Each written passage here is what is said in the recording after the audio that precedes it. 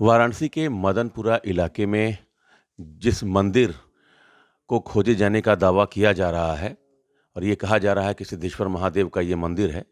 अब उसके स्थलीय निरीक्षण के लिए काशी विद्वत परिषद का एक प्रतिनिधिमंडल 19 दिसंबर को मदनपुरा के गोल चबूतरा स्थित उस मंदिर के लिए प्रस्थान होगा और 19 तारीख को विद्वत परिषद फिर आगे की रणनीति तय करेगा। इस पर बातचीत करने के लिए महामंत्री जो हैं विद्वत परिषद के प्रोफेसर रामनारायण द्विवेदी जी हैं। सर, 19 तारीख को कितने लोग कितने बजे मदनपुरा के लिए रवाना होंगे? देखिए अभी आज रात में इस बात का निर्णय होगा कि काशी विद्वत परिषद का एक शिष्टमंडल उस स्थल का निरीक्षण करेगा। उसमें 2-3 चीज़ें बहुत देखने की आवश्यकता है प्रारंभिक दौर पर, कि वो मंदिर काशी खंडोक्त है कि नहीं है, दूसरा किसी पूज्य संत के द्वारा स्थापित है अथवा किसी सदगृहस्थ भक्त के द्वारा स्थापित है। इसके बाद लीगल ऑफ पॉइंट के व्यू से ये देखना है कि उसका स्वामित्व किसके पास है और वो कितने वर्षों से बंद है। क्योंकि हमारे शास्त्रों में अगर बहुत काल से कोई मंदिर बंद है तो उसके पूजन विधान की एक पद्धति है। फिर उस पद्धति से पहले उसका पूजन विधान कराने के बाद फिर उसके नित्य भोग राग तथा पूजन अर्चन की व्यवस्था संपन्न कराई जाएगी। अगर वो शिवालय है और काफ़ी काल से बंद है, इन सारे बिंदुओं पर धर्मशास्त्रीय निर्णय क्या हो सकते हैं, उसके लिए धर्मशास्त्र विशेषज्ञों की एक टीम काशी विद्वत परिषद ने लगाई है। उसका विधान, पूजन, अर्चन, उनकी सारी व्यवस्था के संदर्भ में कैसे उसको आरंभ कराया जाए। इसके बाद फिर जिला प्रशासन के साथ एक लिखित आवेदन के साथ वार्ता की जाएगी और जिला प्रशासन से विधि सम्मत जो भी नियमानुसार चीज़ें होंगी उसके अनुपालनार्थ ये कोशिश होगी कि हिंदू समाज का अगर वो मंदिर है तो हिंदुओं को पूजन अर्चन और दर्शन करने से न रोका जाए। और उस मंदिर में शाम सुबह भोगराग, आरती, दर्शन पूजन हिंदू भाइयों को मिलना चाहिए। जी। गुरुजी, जिसका स्वामित्व अभी वहाँ है, जिसकी प्रॉपर्टी है, उनका कहना है कि प्रॉपर्टी बेचकर वो लोग चले गए थे, पूजा पाठ की कोई सामग्री नहीं है। लेकिन अगर जैसा कि आपने हमसे पहले भी बातचीत में कहा था कि वो काशी खंड में सिद्धेश्वर महादेव का जो वर्णन मिलता है, ये संभवतः वही जगह है। तो अगर वहाँ मंदिर वो उन्हीं सिद्धेश्वर महादेव का मंदिर है, भले वहाँ शिवलिंग ना हो, उस स्थिति में आप लोगों का क्या वहाँ मत है, क्या निर्णय है? नहीं, देखिए अगर वो काशी खंडोक्त है, सिद्धेश्वर महादेव हैं, शिवालय है, तो पूजन, भोग, राग और आरती की ज़िम्मेदारी हिंदू समाज की है। हिंदू समाज उसमें सारी व्यवस्था करेगा, पूजन अर्चन की व्यवस्था करेगा। काशी विद्वत परिषद का उसमें मार्गदर्शन होगा और सारी व्यवस्थाएँ हो जाएँगी, उसकी चिंता करने की आवश्यकता नहीं है। पर अभी हमें मूलतः ये विचार करना है कि उसका स्वामित्व अगर किसी ने मकान ले लिया तो क्या उसने उस मकान के नक्शे में मंदिर दिखाया कि नहीं दिखाया? अगर मंदिर दिखाया तो मंदिर की पूजन व्यवस्था क्यों अभी तक बंद की गई? क्यों नहीं होने दिया गया? उसके दोषी कौन लोग हैं?